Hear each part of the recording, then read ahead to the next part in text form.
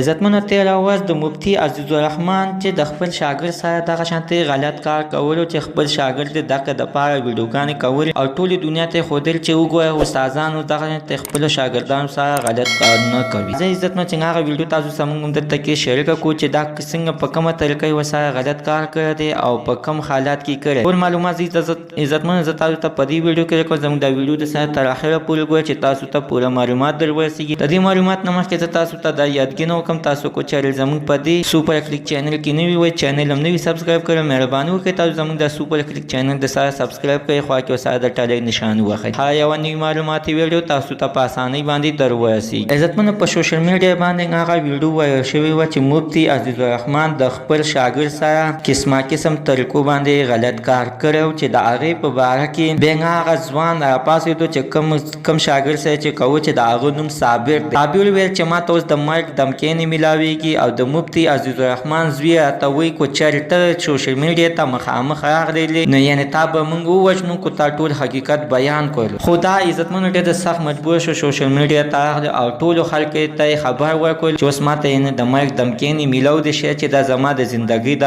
اخرنۍ ویډیو. عزتمنو چې تاسو هغه ویډیو کې وګورئ نو ښه په خوشحالۍ باندې دغه مفتي عزیز الرحمن په خپل شاګرد سره غلط باندې لاس کېښودو او قسم یې وکړ چې یعنې زه په دغه ټیم کې په هوش کې نه وم، په نشه کې وم، په چي کې ماته نشه راکړل شوې وه او زه په ځان باندې نه یم پېښ شوې او دوی دغه شانتې زما د بدنامولو دپاره دغه شانتې غلط کار ما سره کولو. الله تعالی د عزتمنو په داسې خلکو باندې رحم وکړي ځکه چې دا استادان دي د دې نه غټ غټ علماو فارغېږي.